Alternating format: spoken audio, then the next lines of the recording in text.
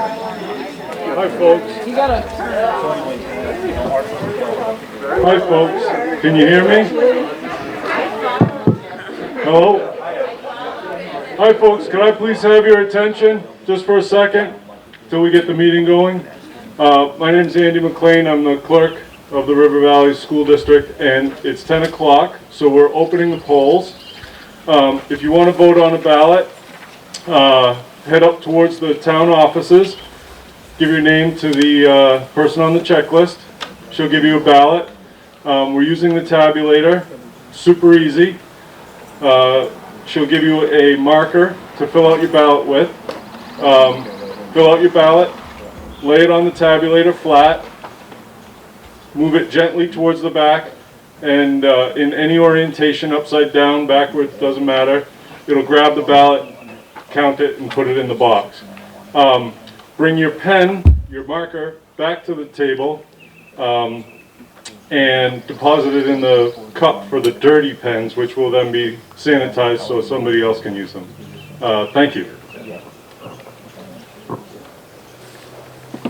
Thank you, sir. Well, welcome and good morning. And if you don't have bug spray with you, I have some here because they're fierce. We're going to do this a little differently than you have in your warning. It's not anything illegal, but we have a lot to do in a short amount of time, as you notice. You know, we got a couple of hours here to go through this. So what I would like to do is work on Article 1, which is the election of the moderator. I am only moderating now because I was elected last year. We got to elect a new one this year. And after that, I'm going to ask the voters if they would be willing, and you all have to be willing, to take Articles 14 and 15. Is that what you want, Jeremy? No, starting at Article 7 through... Okay. Jeremy recommends we start with Article 7 down to the two that we don't talk about here. We vote by Australian ballot, as you know. So it'll be 7 through 12, Jeremy, if that's going to be okay with you guys. So think about that while we try and find ourselves a moderator. The town meeting has been declared this town meeting or warning for the River Valley's Unified School District annual meeting, May 22nd, 2021 at 71 Main Street, Wardsboro at 10 a.m. Andy's already told you what the deal is. So what we're going to do is move to Article 1.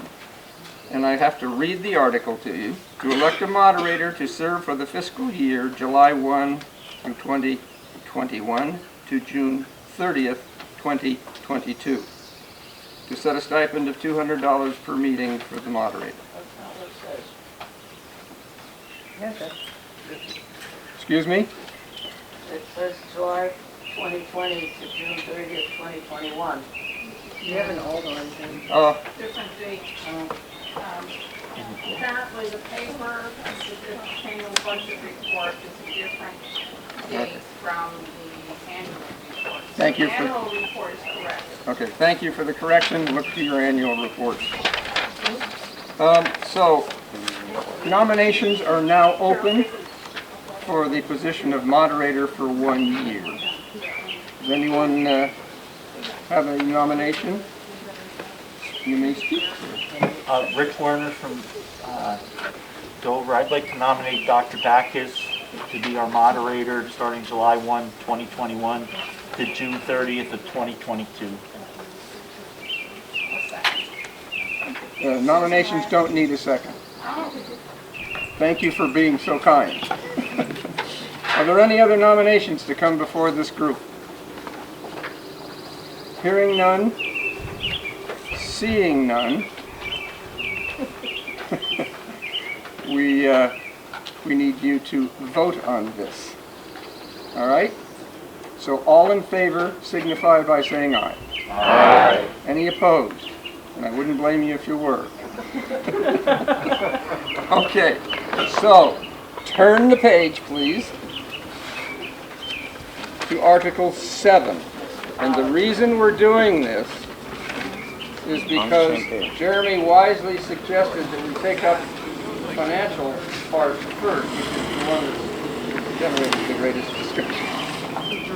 Jeremy, would you like to make a comment? Yeah. Dr. Backus keeps calling me Jeremy because that's my son. And Yep. my son is a much He's not better going to be person Richard. than me. He's not going to be Richard. And I wish I was my son sometimes. So if you, in your book on page, Article 7, we're asking the voters to move $150,000 out of the reserve funds into offset the tax rate. And this is something that Wardsboro had practiced prior to being part of River Valleys, and Dover had practiced for almost 20 years prior to River Valleys. And what we do is it's really hard as a tuitioning secondary school to nail the budget. It's a lot easier when you control everything. Unfortunately, we don't control who comes in and who leaves town. We don't control where they go to school. We don't control a lot of the stuff on the secondary. So some years we budget what we think is a really good number, and we found we way over budget it. Some years we actually find we under budget. So when we get to that article, we have some handouts that shows the difference in the tax rates between moving the money and not moving the money. So unfortunately, the state of Vermont makes the tax rates really, really confusing. And it's not like the old days where we could say to you with all definite sureness that, you know, a penny raises $100,000 on the tax rate. That doesn't happen anymore because there's all sorts of tax rates now. There's a unified tax rate, there's a town tax rate, and then there's the tax rate after figuring the common level of appraisal. And the numbers can get really skewed. But what it does show that moving that 150 will save us 4 cents on the combined tax rate.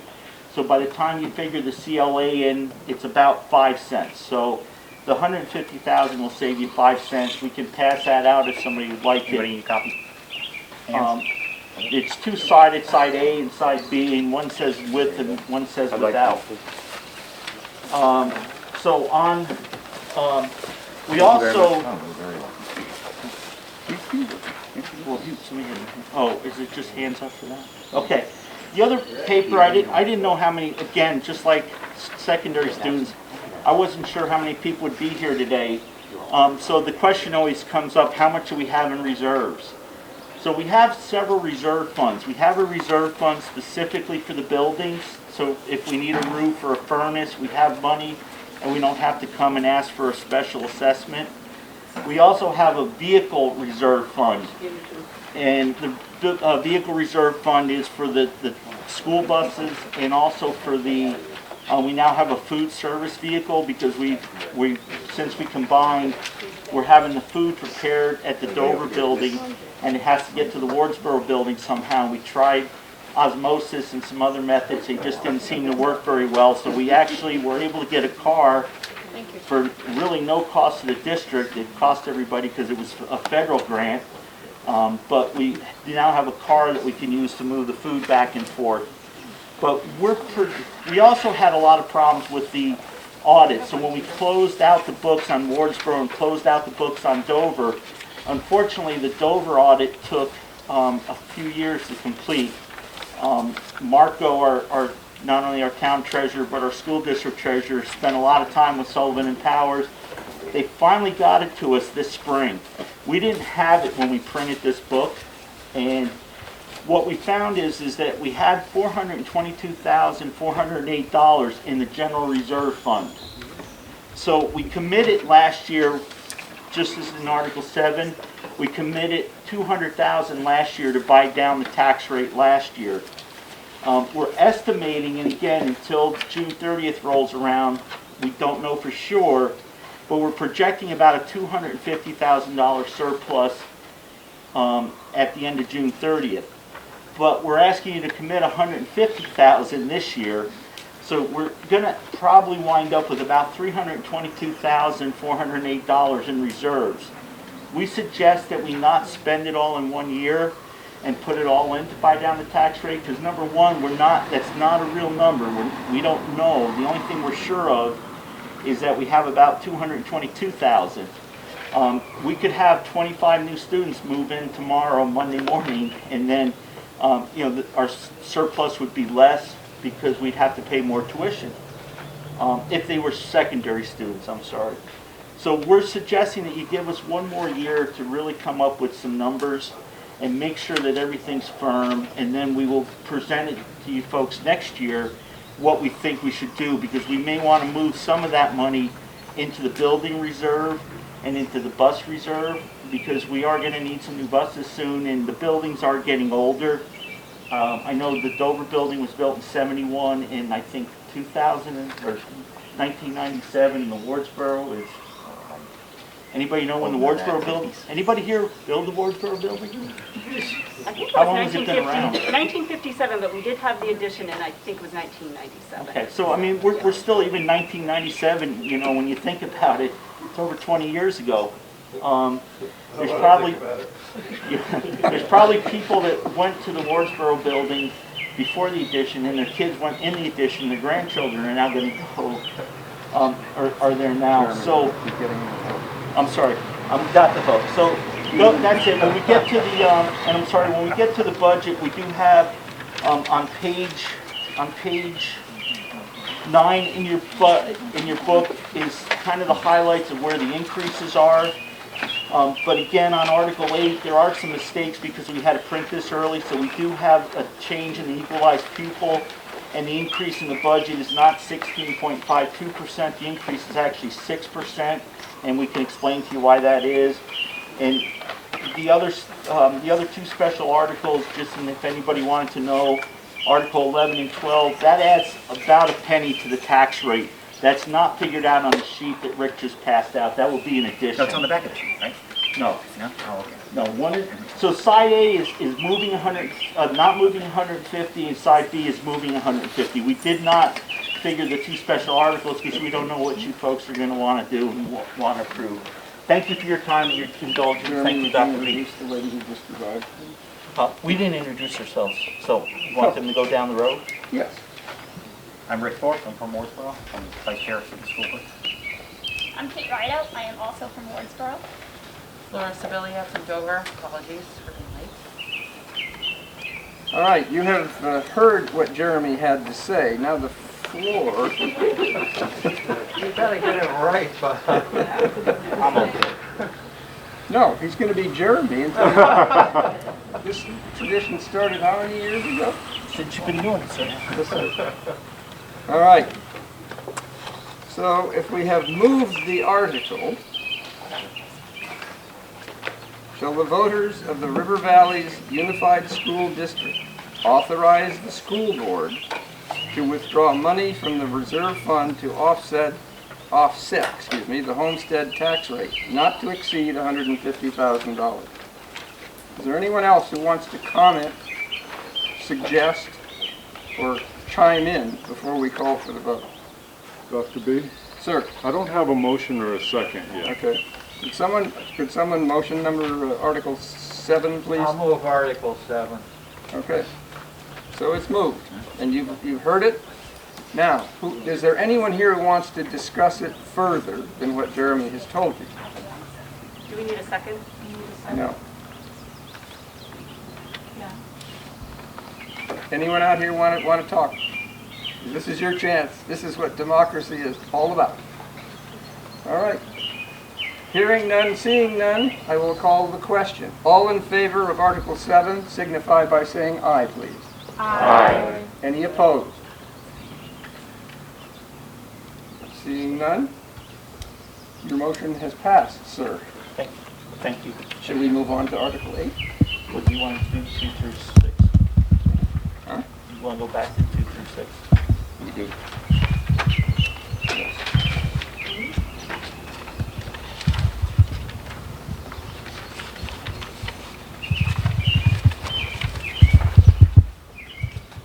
All right, these are simple articles. They do not require a second. This is Article 2. to elect a clerk to serve for the fiscal year July 1, 2021 to June 30th, 2022.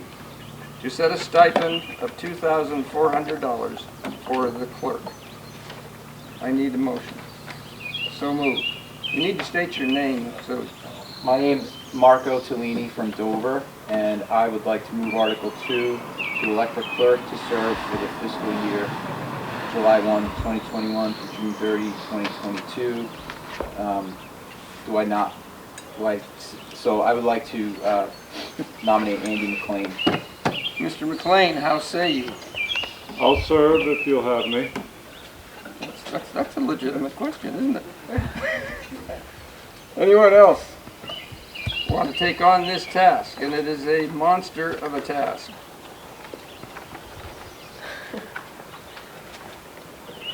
Hearing none, seeing none.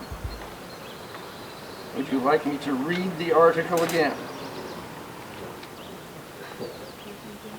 Yes? No thank you. All right. No. Darrell? Well, Backus, I move that the nominations be closed and the town clerk be instructed to cast one ballot for Andy McLean to serve as clerk for the fiscal year July 2021 to June 2022. All in favor signify by saying aye. Aye. Any opposed? You're stuck with it again, Andy. Thanks, Dr. B. It's a pleasure for the town. Article 3. To elect a treasurer to serve for the fiscal year July 1, 2021 to June 30th, 2022, and to set a stipend of $2,400 for the treasurer. Someone move this article, please. Yes, ma'am. State your name. Susan Rand. Thank you. So it has been moved, and Mrs. Rand very nicely allowed us to use her. And the treasurer's job, as you know, is a little bit different than what the clerk is doing. This guy's taking on two monumental jobs, which he has done in the past, and might I say, as an immodest moderator, he's done a hell of a good job. The treasurer's one. Yeah, the treasurer, yeah. Any comments from the crowd? Anyone opposed? Nominate someone. What? We have to nominate a treasurer. Oh, yes, we do, don't we? Article 3, I had my elbow on it. All right. So who are we going to nominate for as the treasurer here, folks? Andy? I'd like to nominate Marco Tellini for treasurer. How say you? I will accept. Thank you.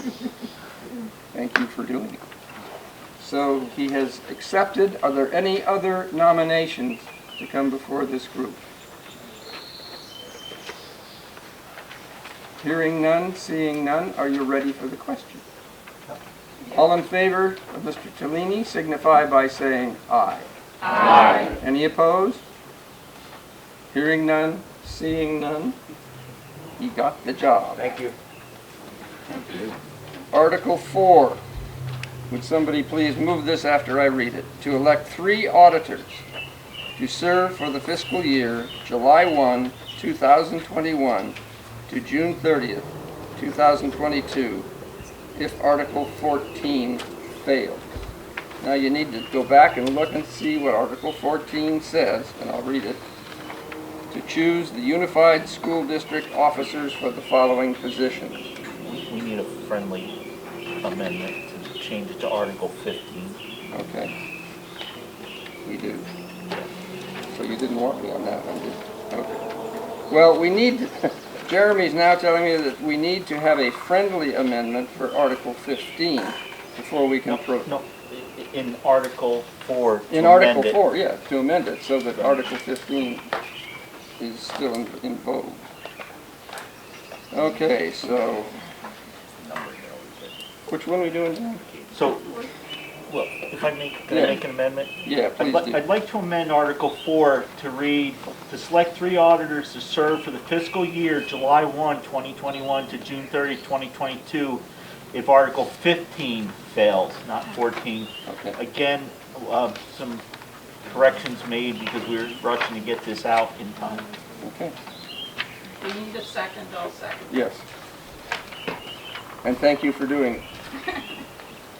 All right, so it's been moved and it's been seconded, Article 4, to elect 3 auditors to serve for the fiscal year July 1, 2021 to June 30th, 2022, if Article 15, not 14, fails, and to set a stipend of $200 per meeting for the auditors.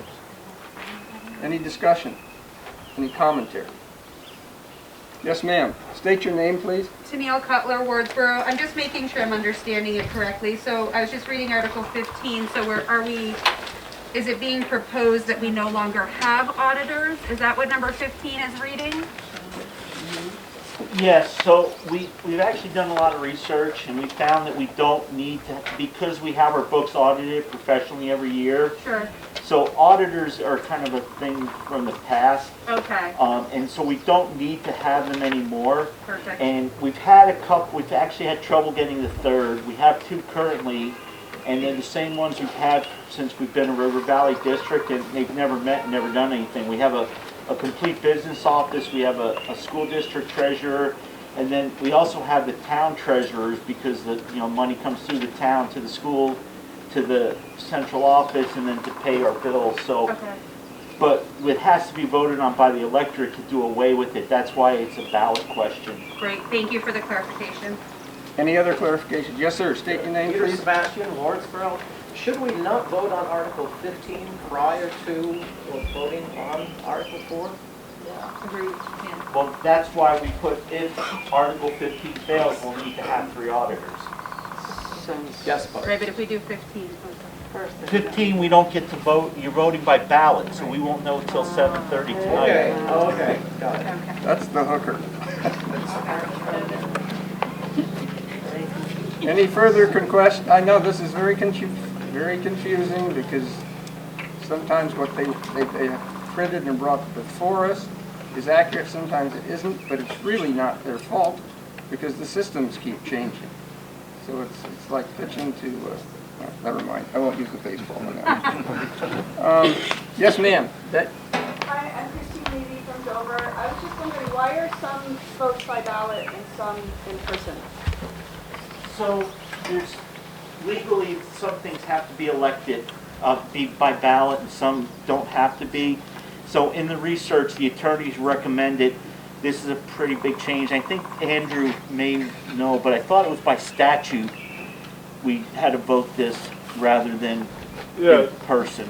So, I didn't handle writing this article, their attorney did. So what I'm guessing is that the statute does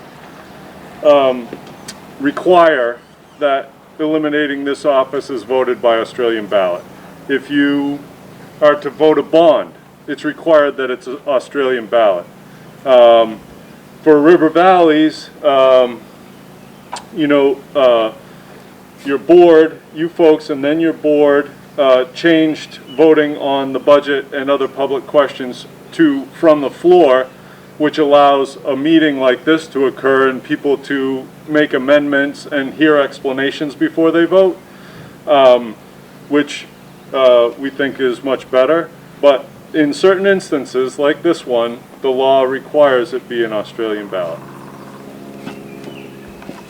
Any further clarification? Thank you for those. Are you ready for the question? I will read it. To elect 3 auditors to serve for the fiscal year July 1, 2021 to June 30th, 2022, if Article 15 fails. Simple. Any further concerns on this body? Hearing none, seeing none, all in favor signify by saying aye, please. Aye. Any opposed? No opposed? It's carried.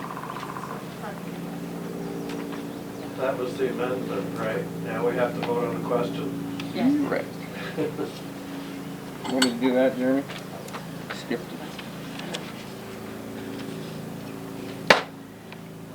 Now the question, well, that's the amendment, you're correct. it would be nominating the auditors and Yeah. electing them, I guess, right? Yeah. Do we still need to do that? We do, don't we? I do not think you do with this. Yes. Are you sure? Well, if 15 fails, 4's got to come into play. Yeah. Okay. Which is tricky. So what do? You know? Andy, who's the gentleman, the other auditor, besides Randy? Getting the name of the other auditor. Bob McIntyre.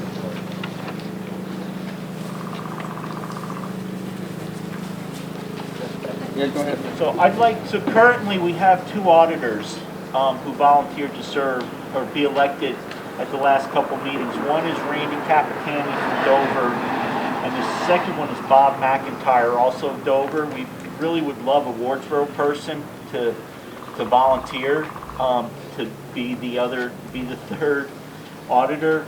And again, if Article 15 is voted in the affirmative, you'll have a very short term. But if not, what happens is the school board will have to appoint the position, and we've tried appointing it. I have talked to several people from Wardsboro and a couple from Dover, and most of them, when they hear how intimidating the job is, they backed out. They didn't want to do it. So I'm not sure why. So if there is, I'd like to move that Randy Capitani and Bob McIntyre be 2 of the 3, and if anybody here would like to nominate a third person, I would really appreciate it. Yes, ma'am.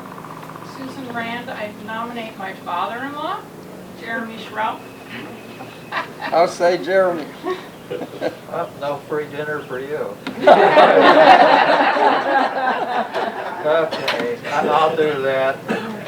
So we had Jeremy to the... Given that the other Jeremy, I can't keep calling you that. We'll get confused. Suggested that you need somebody for a few months, hopefully. Hopefully not at all. Hopefully not at all. All right, so how are we going to read this article? So I'll move Jeremy Schraub, Bob McIntyre, and Randy Capitani be elected to serve as auditors for the fiscal year July 1, 2021 to June 30th, 2022, if Article 15 fails. So if Article 15 passes, you won't have the position. If Article 15 doesn't pass, you are now the auditor for next year. Gotcha. All right, so we just need to make sure they're on the ballot. No, we will be electing them right now. If you say all those in favor, say aye. Okay. So are you clear about this? Because it gets muddier and muddier as the lawyers get involved. Clear. Yeah, clear. We all Totally clear. All right. We're electing 3 auditors for hopefully a few hours. A few hours. Until 7:30 p.m. hopefully. Right. We'll have a big retirement party at 7:30. They want Mr. Schraub wants a free meal out of it. You can call the meeting, make $200. There you go.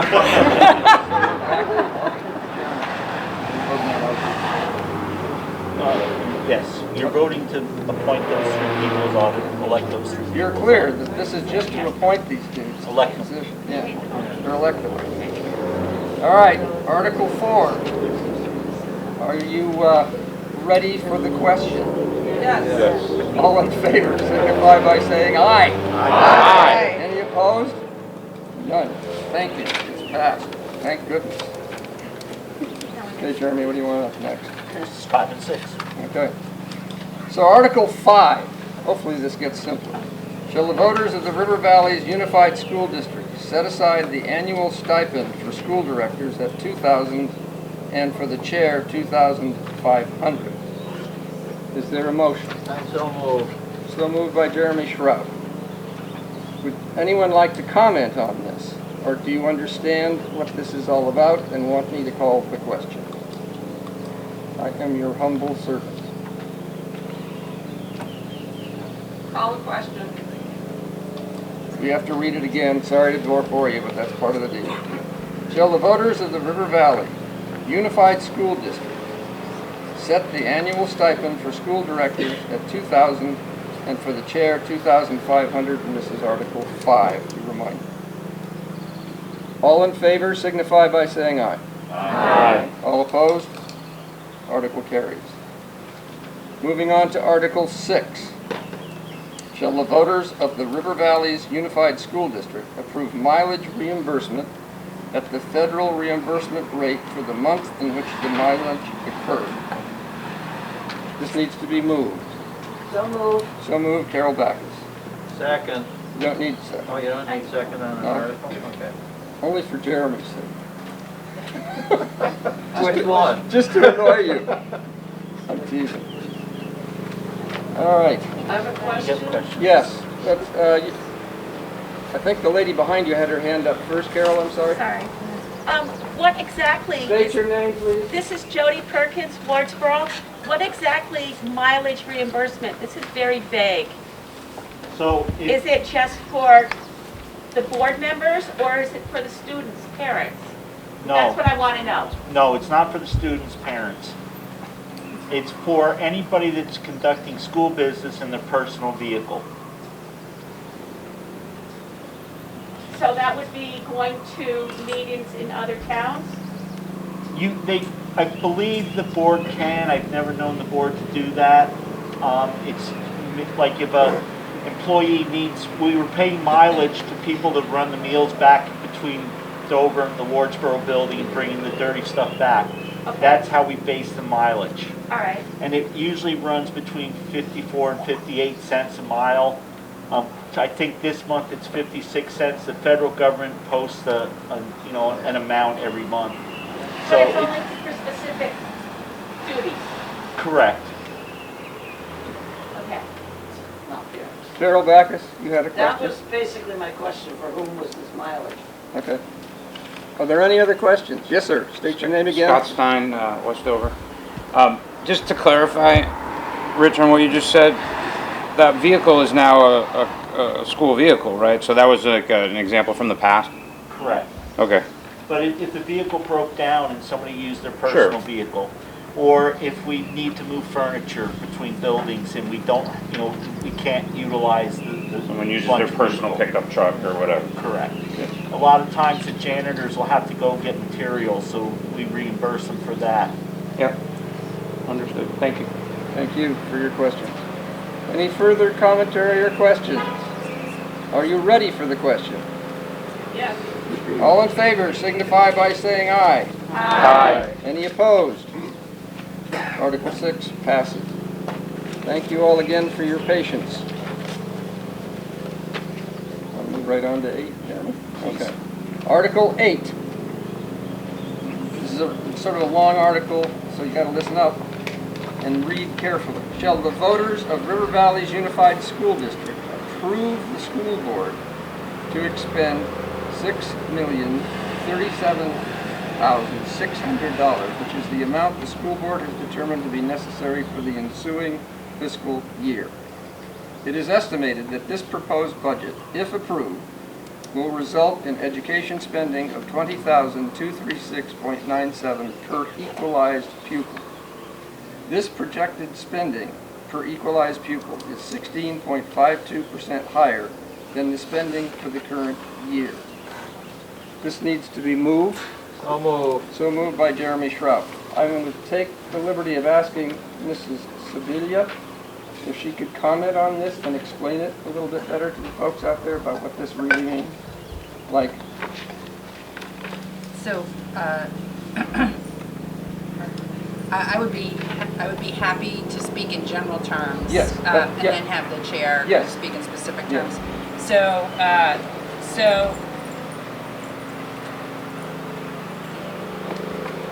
in Vermont, our tax rates, we all pay in together to fund education for all Vermont students. And the financing mechanism that allows our district to raise taxes, to raise funds to spend on our students, uses something very key, a very key metric called an equalized pupil. An equalized pupil is not, it's not a student standing here today. There's a calculation that is made over time And then over, depending on how difficult or how many barriers there are for providing education for that student. So an equalized pupil looks at the past 2 years, right, Richard? Or 2 years, when? Looks over 2 years and then counts high school students who are counted as more than one student, pre-K student who is counted as less than one student. If we have students with English language learning needs, they are counted slightly more than one. And so this looks at this notion of spending per equalized pupil that you see here. We put together a budget, the school board, and then we look at our equalized pupil, and the state says, tell us how much you're spending per equalized pupil. And then, if a district is spending more than what is called the excess spending threshold, which is, looks across the whole state. So where are you across the whole state? Are you spending more than most districts? There's a penalty. And so our district this year is seeing that penalty. We are spending more per student than other districts, and there are a lot of good reasons for that, which the chair will talk about, and specifically to our district. And what I will say is we have been having a kind of an epic battle in the legislature, which we are very close now to winning, which says that we don't actually calculate equalized pupils in a fair way in the state of Vermont. And so rural districts and poor districts in particular have been penalized, have not been able to access enough resources for their students to be spending equally like other districts, and have been paying more, particularly when they're trying to keep up. Okay, so I think that's enough generally, and then the chair, I think, can speak specifically.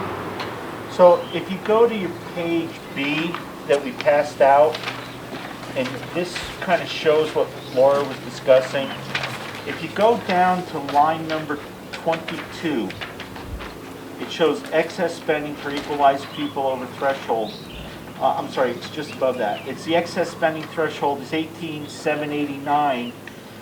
The numbers that are in this motion are again higher because we did it before we had some other numbers. We're actually asking, the budget will actually result in an equalized pupil spending of $19,703.12. So if you subtract that from the 18,789, we're slightly over that threshold. So the idea behind that from the state side is to penalize districts that do that. So to raise that extra, roughly, let's just say $1,000, because I don't do numbers in my head really quick. They want us to actually raise an extra $2,000 per pupil, and $1,000 we get to keep, and $1,000 we send off to Montpelier to be distributed throughout the state, and that's our punishment for excess spending. There was a law passed to not have that penalty for the next couple years, and I believe it passed unanimously through both chambers in the... The governor's not signed it. I know, I was going to get there. So anyways, the governor's not signed it. He doesn't agree with it. It may just not be signed, but I think it was pretty overwhelmingly that even if the governor vetoed it, it may get overridden anyways. But again, we don't know for sure, but that's our best feeling. A lot of funny things can happen up in Montpelier, between a bill getting approved by the Senate and the House and going to the governor and then moving on and actually being enacted. But this budget does assume that excess spending is gone. So we're looking at about $1.69 on the tax rate, where last year we were about $1.62 if you approve this budget. If you do go to page 9 in your book, it'll show you our biggest increase this year is secondary spending. We've had a huge influx of secondary students.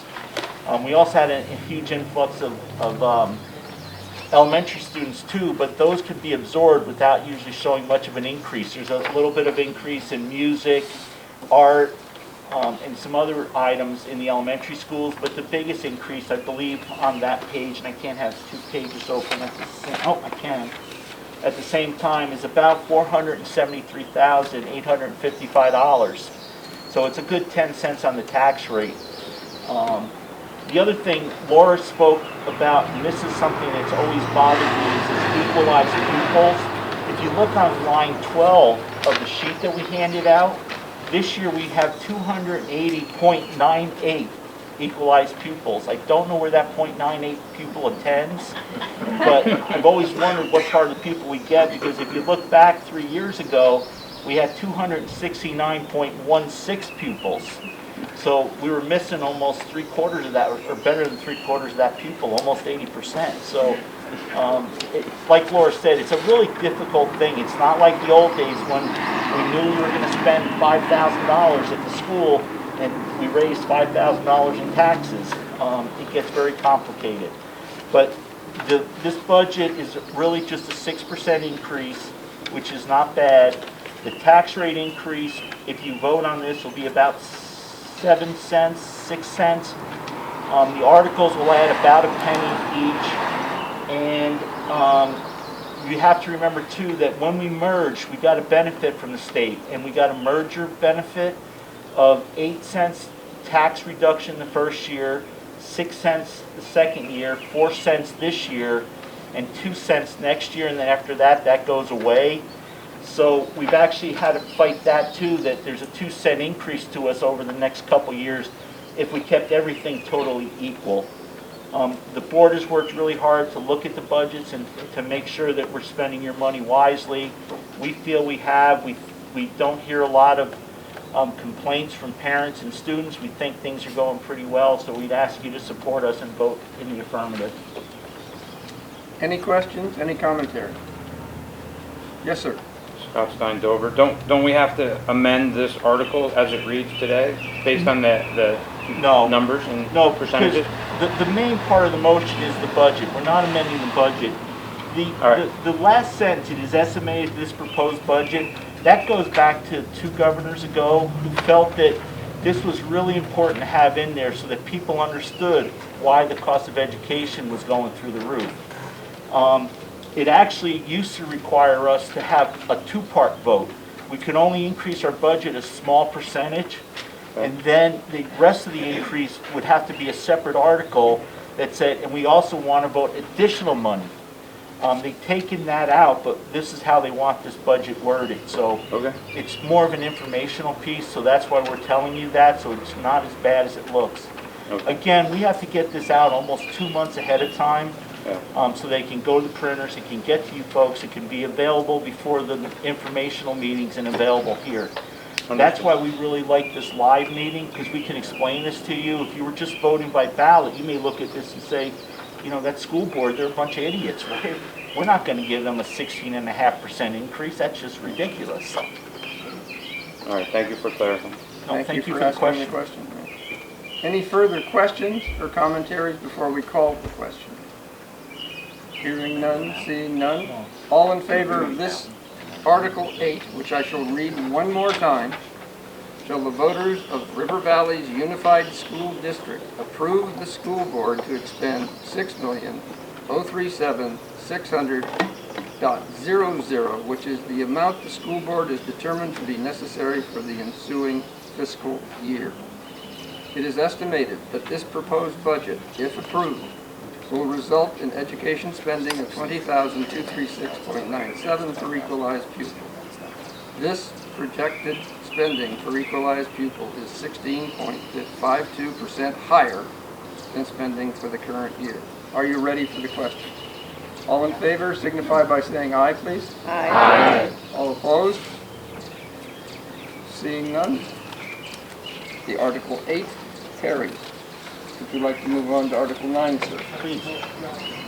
Article 9. Shall the voters of the River Valley's Unified School District approve the school board to move any surplus from 2020/2021 budget into the general reserve fund to be reserved for a future use as approved by the voters? I need a nomination. Jeremy Shroud. I'll use your real name for a change. Richard. That, Andy just about fell off his chair. I won't be as smart. Tell us what the general reserve funds are generally reserved for, so the voters understand. Okay, as we spoke a little bit earlier, the general reserve fund is where we take money out of to help equalize the tax rate, keep it so that there's not as many raises and lowering, so we can have a more consistent and level tax rate.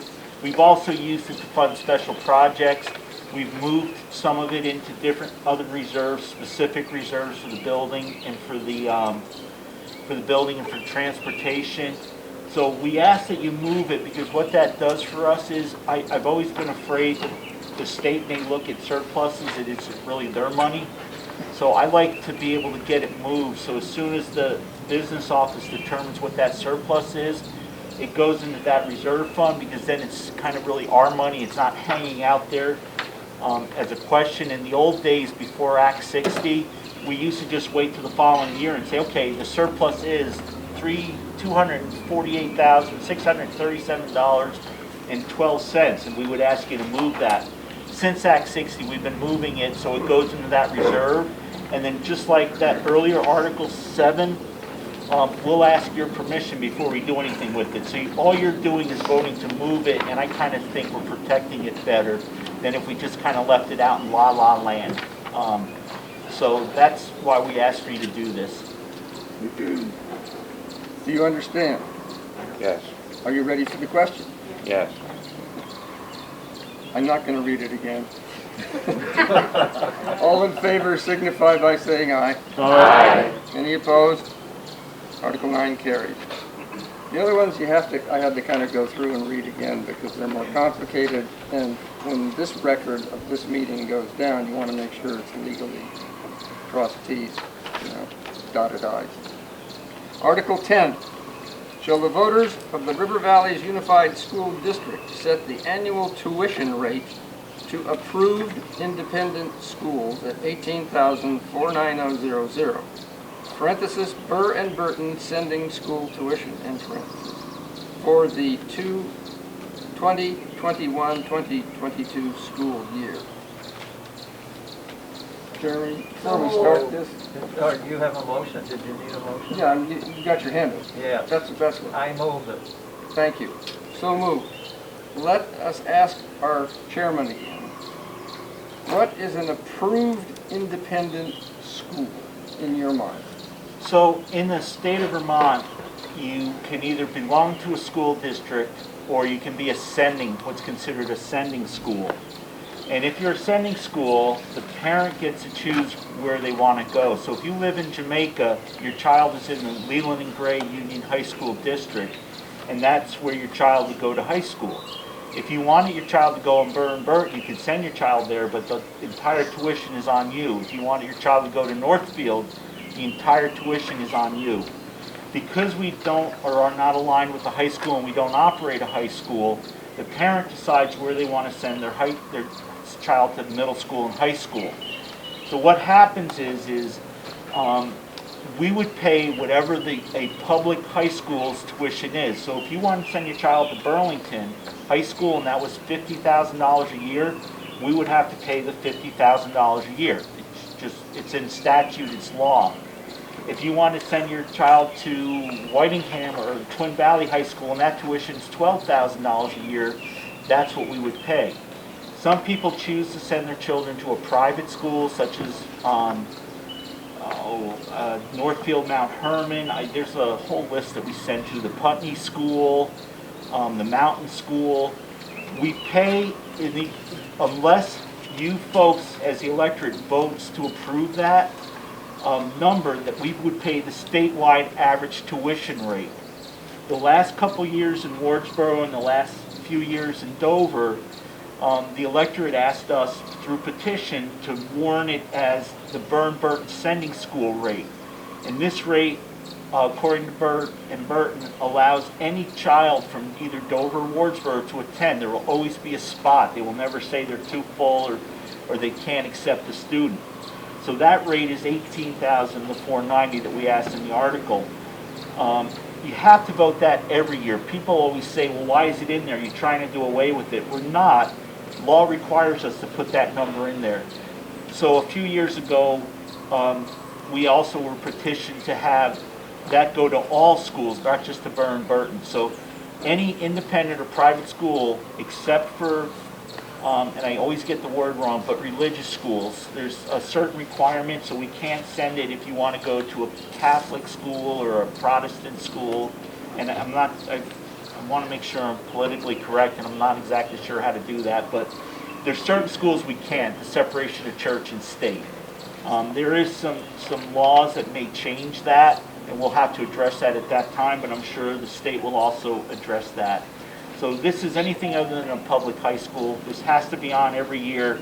The board has said, and I stated before that, you know, as long as I'm on the board, we'll always offer this to the voters. The voters will decide. If you turn this down, then obviously that was your decision, and we would ask for it to be petitioned again, is my belief. But again, I'm only one of 6 votes.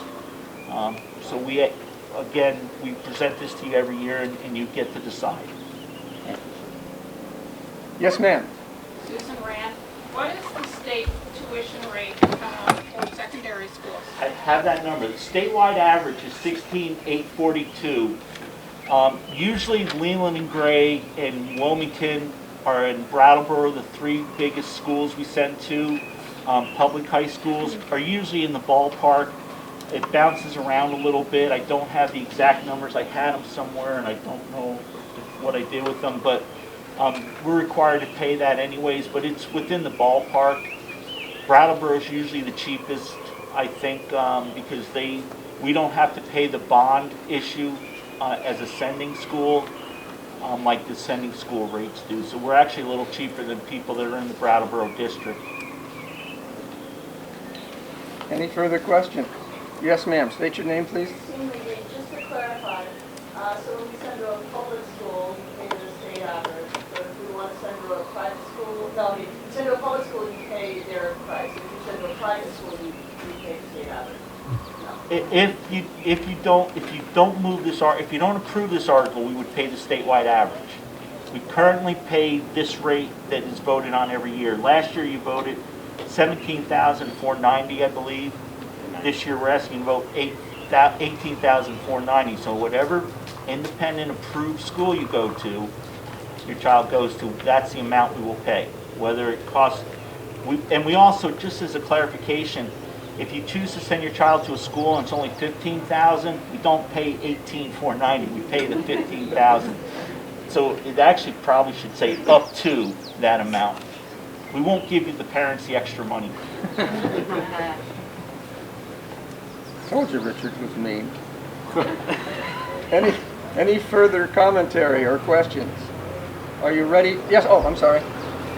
So my understanding from previous years, Richard, is that is Burr and Burton saying they will take our students, of which there are quite a few, and always have a space for them if we pass this at 18. But if we pass it at 16,842, if we amended it for state average, which would lower our tax rate, they would look at Dover Wardsboro students differently? That's what they say, yes. That the sending tuition rate is a little bit cheaper than if you were if we weren't a sending school, the tuition rate's a little bit higher. I don't know what that number is. You don't have to amend it to the statewide average because that's the default. If you vote this article down, it will default to that. We actually have looked at how much it would really save, and it's not like you're going to be saving the difference between 16.8 and 18.4, because if all those students went to Leland and Gray, the rate's probably going to be pretty close. There may be a little bit of savings, $20 a student, and it would only be those Burr and Burton students. If they all chose to go to a public high school that was above the 16,842, it would cost more. If it was 18,490, it could be higher. It's really difficult to come up with every penny on how they would affect it. but we've looked at it a few different times over the years, and it's not a huge, you can't multiply the difference between the statewide average and the number of students going to Burton and say you're going to save that amount of money. You will not save that. I can promise you that. I can't tell you because we don't know if that changed the mind of a parent. We don't know where they would decide to send their child. So I no longer have kids in high school, and I really would encourage people here to consider what's appropriate. I think Leyland and Gray is the highest tuition, Brattleboro is the lowest tuition, Twin Valley falls somewhere in between. Most of the kids are going either, I think, to Brattleboro or Burton. So it's just for, I think, the parents who, you know, who have students to really consider, you know, and the taxpayer. You know, there is somewhat of a savings here that would put responsibility on the parents to spend some money. When I had a child going to a private school, I was very happy to come up with that, and that time $5,000 to a year to send that child to that school. And I was thrilled that the town was spending the other portion, the other 10 grand. I just think that townspeople ought to just think about this a little more. Thank you for your commentary. Any further comments? Yes, ma'am. State your name. Jennifer Finaldi. I can also speak up. My children have grown, but at the time that they were going to high school, it was at a time where we weren't a sending town, and my children decided to go from Leland Gray to Burton, so I had to pick up that extra cost. As a single parent in Wardsboro, I was able to do it. They offer financial aid, they offer grants, they offer scholarships, my son wrote papers. They made it very feasible, they worked with me. I'm just saying that it's doable. And my children were able to go there. It is an amazing school, and I wouldn't have changed that, you know, anyway, but it is feasible. Thank you for your commentary. Yes, ma'am. State your name, please. My name is Amelia Nick. I'm from Dover, and I graduated from Burton in 2016, and I got to go there because Dover was a sending town, and my family didn't have to pay extra, which was really nice, and I'm very fortunate, I feel like, that I got to go there, so I'm definitely in support of being a sending town, and that's just my personal opinion. Thank you very much for your commentary. Any other commenter? Yes, ma'am. State your name again. Tennille Cutler, Wardsboro. I mean, I'm for this. I have 2 kids that are in school, and while maybe we could, you know, I was supportive of this before my kids were even considering going to BBA, and now I do have a student there. You know, we were going to Leland and Gray, but I still really support, you know, we sort of have 4 secondary schools that, like, these 2 communities go to. There are other schools as well. But I feel like, you know, we talk about the equalized student and we talk about opportunities, and when you break it down, and I hear Rich saying, like, at the end of the day, when you look at the tuition for the other 3 primary schools students are going to, it doesn't really, sorry, this mask is killing me. It doesn't really figure out to be that much more.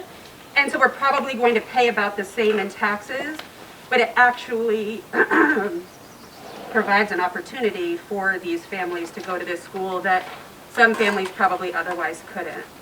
So that's just the other side of it. Any other comments, ladies and gentlemen?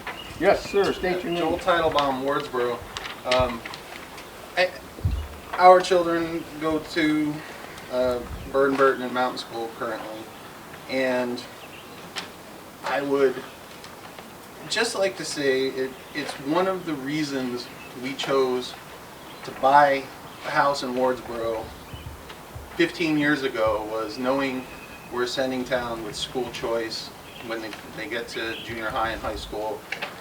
It's a conscious decision for many people to take advantage of that when they move here. Also, I would just like to mention all the town meetings I go to, and all these budgets and approvals and increases get passed unanimously without question virtually every single time. And to get to this article and to actually point fingers at people in this room and say, everything's okay to spend on except for you, except for you, and except for you, I'm kind of disappointed that it would be viewed that way. Thank you for your commentary. Let's see. I did 42. You have your hand up first, and then you next. I'm Beth Schoenfeld. I live in Dover.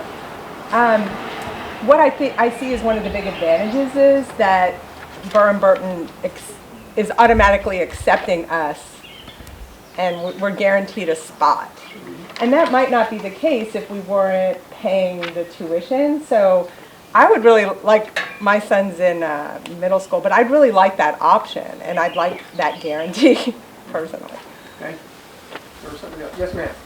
Stephanie Blasowski, Wardsboro. I just want to add that I have 2 children that I took out of being homeschooled to send to Burton this year. So I want to just say that that is also a reason why we bought in Wardsboro 4 years ago. We consciously decided to buy in a school choice town that was a sending school so that we could give our kids those opportunities, even though we weren't at that time even considering going to a school. I also just want to add that all of the Burton families are doing all of the transportation back and forth to Manchester on their own. We do not have buses that are provided to Leland and Gray, to Twin Valley, to Brattleboro. That is a lot of commuting that we do, and we don't have any option other than that than to carpool. There is one bus, but it gets very full. So that's just something to consider, that we have not asked the town to help us by providing a bus, even though we know there is space on several buses, but we are not given that opportunity, so we're having to do all of that commuting. So I just think that's something to consider as well. Thank you very much. Yes, sir. I'm Scott Stein, Dover. I would just add that voting this down would hurt those with the least amount of means, in my opinion, right? Because they would be the ones that lose out. It's not the people that are on the cusp that will do whatever. It's those folks that have already been referenced that probably aren't even at this meeting, or those are the kids that are going to get left out. And the premise of this entire thing, and everybody already explained why it's so good, is because everybody's treated equally and everybody gets the opportunity. And my son's in 7th grade; he's going to go to Burton eventually. We believe, right, so all I hear is great things about it, that it's, world-renowned, literally. There's people from all over the world that end up there with their parents, obviously having lots of means, but that's something that shouldn't be, that should be part of folks giving back to the community. And if it's so immaterial, it's a few dollars at the end of the day, I just think it would be foolish not to pass it. Thank you for your commentary. Yep. Anyone else out there? So luckily Rick's phone works and he doesn't have a flip phone like Jeremy. But that's Jeremy Shroud he's referring to. I was referring to me, unfortunately. So Leland and Gray, its announced tuition is $18,400. So it would save $90 if a child didn't go to Burton.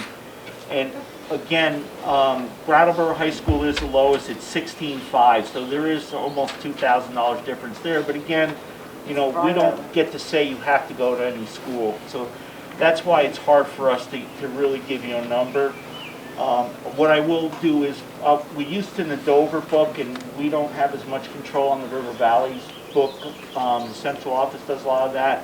But in the future, we'll make sure we have the different rates for the different schools in there, so that I think that may have helped some of your discussion today too. And so I'll take the blame for that one, and I made a big note to make sure it's in the book for next year. Any further comments? Yes, sir. Richard? State your name. My name is Andy McLean. I'm from Dover. Jeremy? Not Jeremy. I'm not going to answer that. That 16,500 number for Brat, does that include transportation? No. So we pay extra for transportation? So we currently transport to 3 high schools. We transport to Leland and Gray. We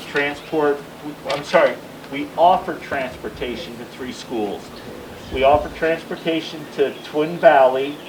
We offer transportation to Brattleboro. And we offer transportation to Leland and Gray. We do utilize the mover for some of the transportation to Brattleboro because they have a special bus that goes down in the morning, and some of the Career Center students ride that. Kate's leaving us. And so there is, and it's not only just the transportation to run the bus to Brattleboro, but we also contribute to the mover every year for that bus because we find that one is also a good late bus for students who go to Brat that want to participate in activities. Yes, ma'am. So, bringing up that information about transportation, I think really does make sense to approve this article. I am thankful that we've got a chance to have further discussion on the subject. So thank you, everyone. While we're on this subject, I am almost brought to tears, seriously, by this group. You're not afraid to say what comes into your mind.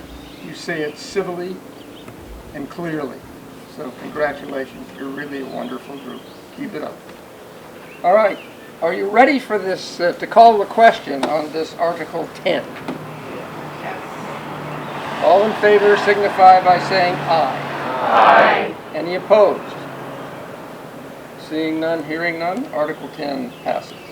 Moving on to Article 11. Shall the voters of the River Valleys Unified School District fund its reserve funds in the following amounts for the 2021-2022 school year and fund those reserves in the amount of A, capital improvements with subsection 1, buildings 20,000, subsection 2, transportation 10,000. This needs to be moved. So moved. So moved by Jeremy. Let's see, how are we going to do this? Jeremy, would you mind commenting briefly on this one? Very briefly, I talked about our other reserve funds. From next year on, we're going to show you where some of the expenditures are going to be going and where the funding is going to be going. We just wanted everybody used to putting money into these funds every year, so we're putting a very nominal amount of $20,000 into the buildings and $10,000 into transportation. The funds currently have, in the building fund, there's $200,000. So if we make this contribution, it'll be $220 plus all that interest, so it'll probably be $220,000 and like 10 cents. Transportation currently has $100,000. This will be adding 10 and interest, it'll be around 110. A new school bus costs about $100,000. We run our buses until they're worth about 10 cents. We actually, one year, Laura did a great thing for us. She found a grant when Obama was president to get rid of all the polluting buses. We could get a new bus for like half price. I think we paid $30,000. The deal was we had to destroy an old bus.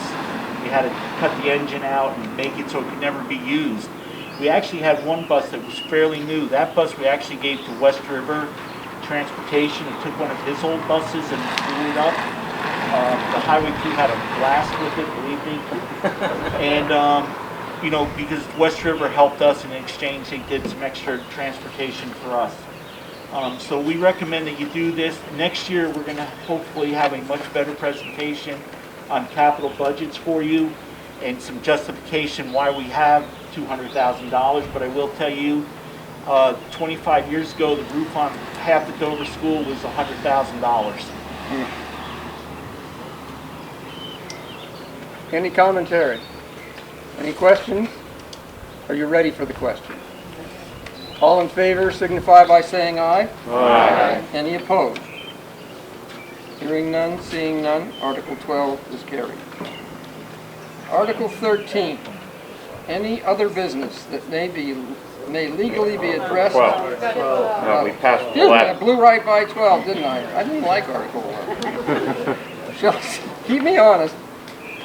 Shall the voters of River Valleys Unified School District approve the school board to expend up to $30,000 for the design, implementation, and maintenance of a website for the district and the schools in 2021 and 2022? Someone want to move it? So moved. Mr. Schraubs, you're quite reliable in this regard. The pay is good. Pay is good.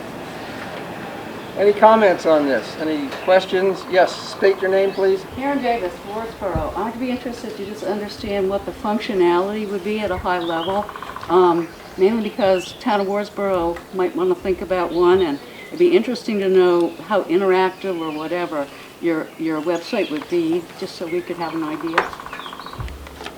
So very quickly, again, technology is not my strong point. It definitely is Jeremy's though.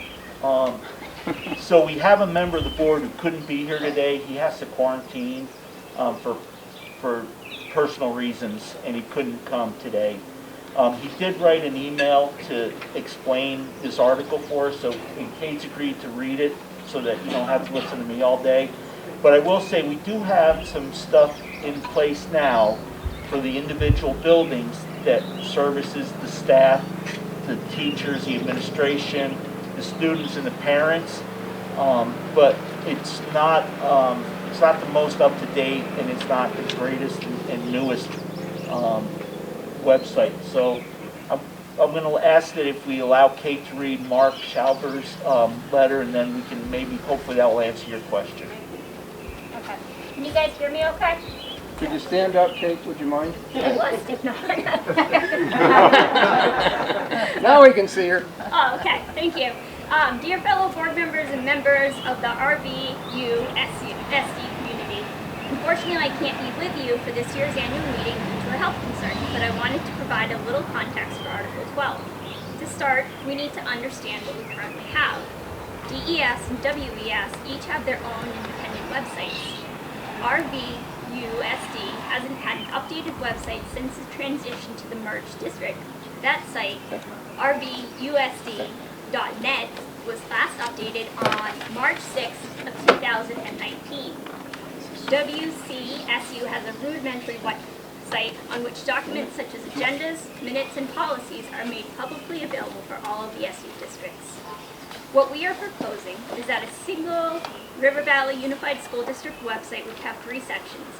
One for Dover Elementary School, one for Wardsboro Elementary School, and then the overall distinct, along with board information, would be the 3rd. The site would be designated with the ease of use and the management in mind, and so adding the material or making updates wouldn't require a degree in computer science. The site will integrate all existing resources with, for example, a drop-down menu for which all faculty and staff can access their resources. There would be another drop-down menu that would have resources for parents and guardians. A large aspect of this new site would be marketing our unique brand, a district offering 2 unique educational opportunities. Wardsboro is a STEAM school and Dover is an IB school. The site will be a resource for families considering moving to the area. The site will have a general back end geared towards making sure that it shows up high on the list for relevant searches. When someone in the Sun Belt decides that it's time to move for a better lifestyle that we have here in Vermont, but they want to make sure their children have a world-class school to attend, we need to make sure that our schools show up in those searches. If I may address the price and possible sticker shock considering what we've been working towards this request for a few years now. We've had an RFP out there about a year and a half ago, and most responses were substantially higher than what we are suggesting.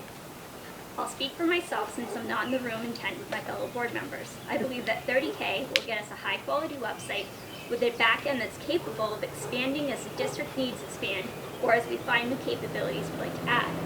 I hope you'll support Article 12 so that the River Valley Unified School District can develop a website that will serve the needs while also being a marketing tool that will help bring more families into long-term residences in our 2 communities.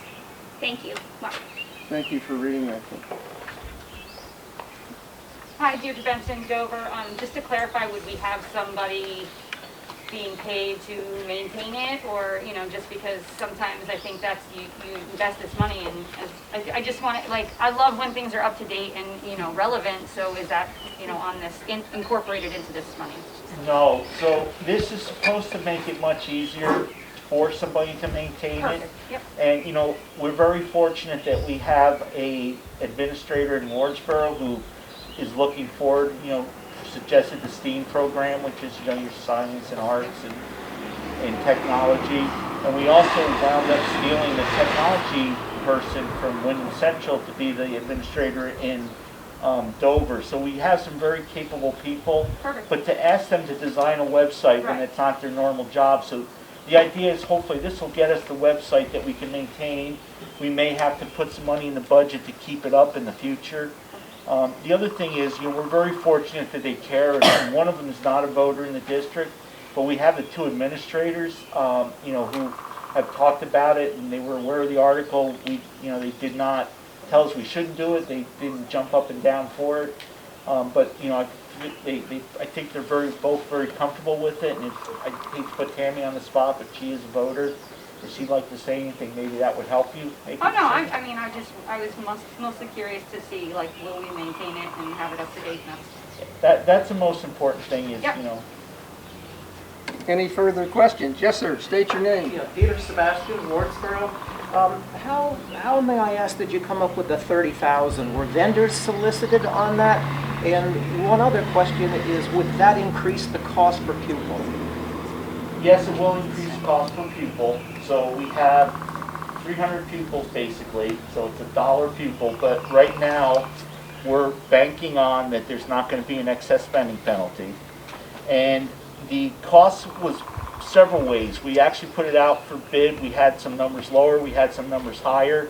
We chose not to do it a couple years ago. I think myself and probably I'll speak for a couple other board members, just didn't feel it was the right time to expend that money. But the town of Dover, through their economic development office, was looking at something to be more interactive, a better website. And they got some numbers which are substantially higher, but we're also not looking for as much of a bang as they were. So that's the number we came up with. Again, until we did not want to put it out to bid again and have the voters turn it down, because eventually people will stop giving us prices. Why am I going to waste my time? They've asked me 5 times and they haven't done it. So again, it's like everything, we're giving you a rough number. We believe we can do it for this. If it comes in way over this, we'll have to either cut it back or decide next year to come back and ask for more money. Thank you, Jeremy. You're welcome, sir. Andy? Just to clarify, Jeremy, I believe the economic development folks came up with a much lower number, and that's what the town of Dover is paying for their website. Okay. I just talked to her yesterday, but just a clarification. I know that, when did that happen? Because I know when we were discussing this a couple months ago, the numbers seemed higher. Did they cut it back? They must have. I just talked to our economic development assistant director, and she said we came in much lower than this number. So again, we're not going to spend, I'm sorry. Oh, I was going to say, on that note, that's a really good point. And if we can do it and get a good website for less, we would do that. It depends on what comes in for the RFPs and things like that. But this says up to 30. So if there's a really good vendor that can come in and provide a really great offering at that price, we'd love to do it at that price. But this just makes sure, based on what we've seen in the past for RFPs, this covers what we think we may possibly need. But if we can find something better, we'd love to, take what the town of Dover's done and apply that as well. And we were hoping to kind of piggyback with the town of Dover, just because if we can maybe offer them 2 contracts, maybe they'll give us a little bit of a discount. And remember, as a board member sitting up here, I have a comment that I always make, and it's I'd rather, come in under budget and be a hero than come in over budget and be a zero. So, again, if it comes in at 15,000, we're not going to spend the other 15 to send me to Hawaii in the middle of February, I promise. Although he would like to go. And anybody who wants to donate to that fund, I'll be more than happy to accept it. It's care of Richard Zero. Sir? Could this be considered a capital investment and not affect the price per pupil? I would not worry about the price per pupil now. We had that discussion about taking the money out of reserve funds, but we're given a little bit of a break, and that's one of the ways we've built a fairly large reserve, is by taking advantage of legislation when it occurs. So it would be my personal recommendation. We did not have this as an exact discussion at the board level, but we did decide to ask for it to be additionally funded. Yes, ma'am. Carol Backus. Are the school principals here, and what is their opinion of this? Tammy? Yes, I'm here. Hi, everybody. I'm Tammy Bates. Good morning. I'm the principal at the Wardsboro building. And I believe I'm allowed to speak because I am a voter of Wardsboro, like Rich pointed out. Obviously, I feel like the website that we currently have is adequate for what we're using it for. I am happy to hear about the enhancements that Mark speaks of in his email. And, if it attracts students, then, I'm in favor of that. That would be Matt Martin, but he's not a voter, so we would have to suspend the rules. Could I interrupt for one Go second? ahead, The gentleman who spoke immediately prior to Tammy, I didn't get his name. Sir. Dave Sklar. Dave. Sklar, S-K-L-A-R. Thank you. Dr. B? Yes. I'd like to ask that we allow a non-resident to speak on this article. The non-resident is? Matt Martin, the Dover administrator. I'll point him out so everybody can Oh, there stare he at is. There he is. What do you want? Go ahead. Is it all right if Matt speaks? Yes, sure. Good morning. Thank you. I'm Matt Martin, principal at Dover. Almost a Leland and Gray classmate with Tammy, but close. I think Tammy did a great job explaining it. What we have now is functional mostly for communicating with families and what teachers need. I think what the board is looking for is something that will help with board minutes and policies and a lot of the other pieces that are required for the board to keep track of and that people access really regularly. Minutes, agendas, and those kinds of things. So that's really all I have to add. And while I'm here, I'd like to really sincerely thank you for coming out today on a Saturday and for your continued support of the schools and the kids and the teachers and us trying to help make our schools be world class. That's what we're trying to do. So thank you very much. Thank you. Thank you. Any further commentary? Yes, ma'am. State your South name. Park. I'm from Dover. I guess as a Dover Towns Fair and taxpayer, I look at everything just going up and up and up, and $30,000 to me seems high for our website, and those are my concerns. As where are our local people that that we do have people that struggle out there every day paying their taxes. At some point, we have to say, hey, we have to somewhere stop them going up. Well spoken. We understood that, and that's why we just didn't put this in the budget. We wanted to have a discussion and see what the voters felt like, and exactly for that reason, Doc. Any further comments? Yes, ma'am. State your name. Jennifer Finaldi. I definitely agree that we need some type of update on our school's website. I would love to have the presence of the minutes and policies and make it River Valley, but I guess I feel Dover and Wardsboro already has one, and at a time where things are going up, and I'm thinking of $30,000 not being spent within the walls of our school.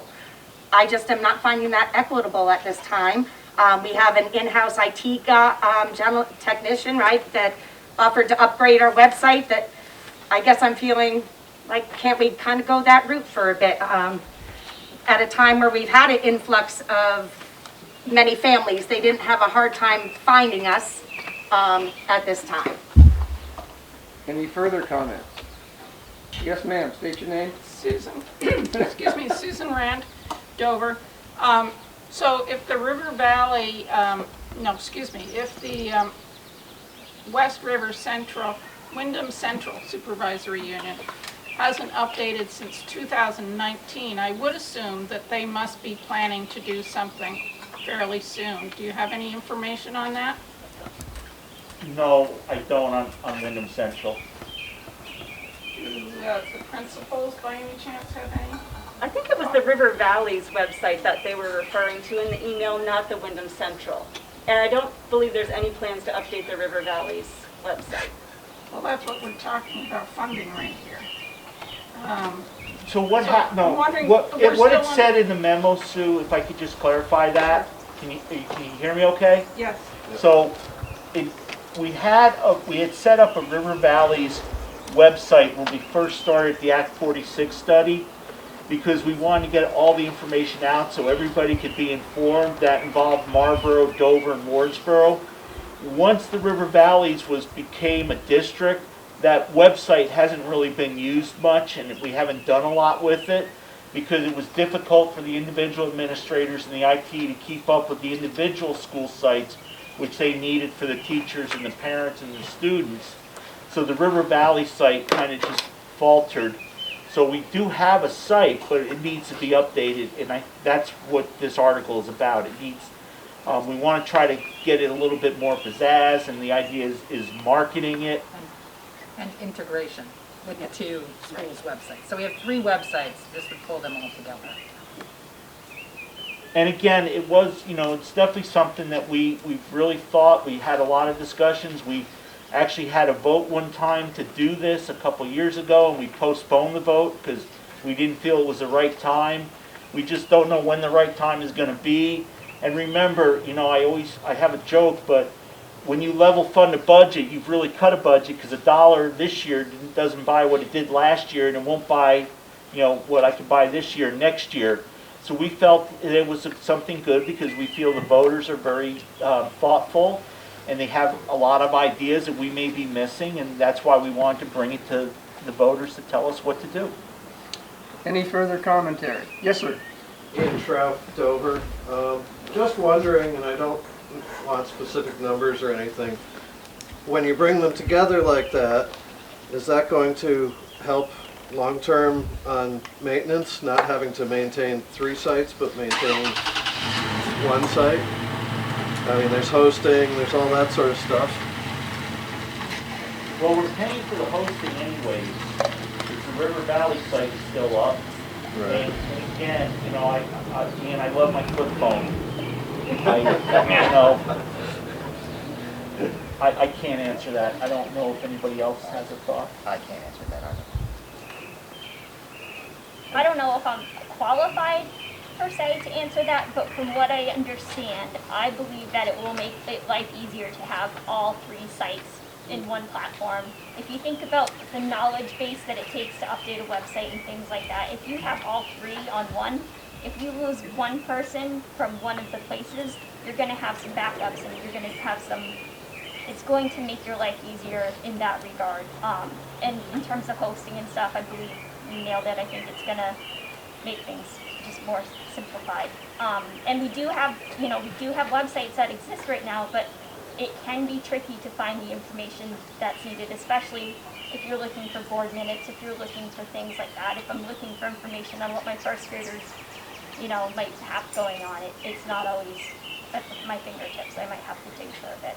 Yes, ma'am. Yeah, again, Deirdre Benson, Dover, and I would just say I think that, if we can have something that is robust and maintained, and, as working parents constantly on the go, you have something that's accessible, mobile device, where parents can get the answers to the questions they need, maybe not having to call the schools, and our principals and their admins can be, investing more time in, taking care of our students in those day-to-day tasks versus, the parents being able to get the answers they need at their fingertips, and having things robust like that. I think that's going to help down the line too. Neil Cutler, Wardsboro. I like hearing what everybody has to say, because when this first came up, I was like, wow, $30,000 feels like a lot of money, but I appreciate that it's saying up to, so it might not be that much. But as somebody who, is not super tech savvy, I think one of the pluses could be like something we struggled with at the beginning of our schools merging into one school district was keeping our individual identities, but realizing we kept using the term like one school and 2 buildings. And I feel like it could really unify that as somebody that's coming in and saying, wait a minute, I have 2 choices in this one school district, and what is this school doing and what is this school doing, and I can kind of just look at it as I'm probably not going to jump all over, but if you can go to that one place and kind of see like, ooh, what do they have going on over here? What do they have going on over here? And you can get kind of a clean streamline. I can definitely see the benefit of that as somebody who gets distracted easily. Thank you for that generous comment. Are you ready for the question? Yes. Yes. All in favor signify by saying aye. Aye. Any opposed? Hearing none, seeing none. The Article 12 is now in the books. Now, don't forget, you gotta vote your Australian ballot today at some point. Article 13. Any other business that may legally be addressed, open discussion for informational purposes. Needs to be, Jeremy, do your thing. Move that we, Article 13. Thank you. Anyone want to comment? Jeremy? So I want to just address one issue. We have, since we combined, we basically took what was happening in Dover and Wardsboro and put it together. We took the two budgets, we put them together, and we went on the basis that let's operate for a couple years, let's see what we have going on, and let's figure out, are we doing things right or wrong? Our first, I think, year and a half was trying to get the focus into the Wardsboro building. Tammy's done a great job with that. The superintendent's office, we heard for 3 years from the business office there that, they wanted to do a deep dive, are we doing transportation right? Should we own our own buses, or should we contract it all out? Should we change the route? Should we incorporate Dover and Wardsboro into one big route? And we've never had that done because there's always been other priorities. The West River took a lot of time. There are more schools. They have a high school. They have a lot of issues with deferred maintenance. Luckily in Dover and Wardsboro, you folks have always been good to us, and we didn't defer as much maintenance. So we could buy a little time. So this last year, we asked the superintendent's office to look into, what are we doing? Where do we need to spend more money? Where can we not spend as much money? And to give us a real plan now that we know our reserves are being, we're getting to figure out our reserves and what's in there, so that we're hoping that next year we can come to you with a very well thought out budget, maybe make some suggestions for maybe something we didn't do. Maybe we need to add something to the STEAM program. Maybe we need to add something with the IB program. Maybe we've missed something. So I just want people to know that we've asked the superintendent, we didn't want to give him any guardrails because we don't know what we're missing. There may be a grant out there with all this money that says we can rebuild both buildings and completely enlarge them and maybe set ourselves up for the next 30 years. We're not sure they're going to do that.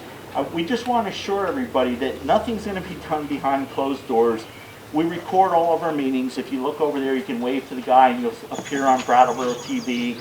They send it out on the website. You can see it. All our minutes, all our meetings are on, so you can see what the discussion was, so you can understand why something was done that way. We want to be really transparent. We want a lot of input from parents and the public, because a lot of public don't have children in the building. So we're going to ask that you really work on us with that and follow up with us. The other thing I've heard is that, I had some even parents in Dover say to me that, oh, you're going to do away with school choice. It's not, although we said there's no guidelines, we want to see what does school choice cost us. What is it if we were to have our own high school? What if we didn't have any schools? What if we tuition like Stratton everybody? Pre-K through 12. We don't know what that looks like. So we just asked him to look into that. We have no intention on closing anything. And the biggest thing I wanted to stress was that no building in either town can be closed without the electorate of that town voting it. So if everybody got together and in Wardsboro, every voter came out and said, we want to close the Dover school building, we can't do that unless we have an affirmative vote or a majority vote of the electorate out of Dover. And the same in Wardsboro. So we're not looking to close any buildings. We're not looking to make any huge changes or major changes. We just want to know what it is so that at a meeting next year, because remember, next year we lose another 2 cents on our merger incentive, that we can stand up here and do a really good job to tell you, unfortunately, the taxes are going to go up a little bit, and this is exactly why. And if somebody asks a question, well, what if we started our own high school? We can say, yep, we looked into that, and it's going to cost us probably another $250,000. Yes, we'll control the tuition, but we have to employ teachers and science labs, and then are the students going to get a good education with 20 students in a class? But we want to be able to talk to you guys about that. So please understand, there's nothing going on underhanded. There's no undercurrent that we're trying to do anything or make major changes. We just want to have those, have that out there and have that knowledge to talk to you all. Thank you, Jeremy. Any further commentary? Anyone want to say anything? Because I have a comment of my own, if you would allow me to do so. First of all, his name is Richard Warner. Second of all, as a 79-year-old man, it's the middle of the night when one hears the call of nature, that sometimes thoughts come into your head that make a little bit of sense. Rarely in my case. But I want to say this to all of you. What you did here today is incredibly meaningful to democracy. What you did was work towards a life of closeness, increased trust, and increased health. Plus, we hope you have demonstrated so clearly an ability to listen to each other and then communicate, to practice civil discourse, as we struggle to better understand each other, recognizing our strengths and our failures, in hopes that we can find a better life for our children. And I thank you all sincerely for what you've done. Would you stand up and take a round of applause for everybody else? And you won't stand up. I would like also to have a round of applause for this wonderful group.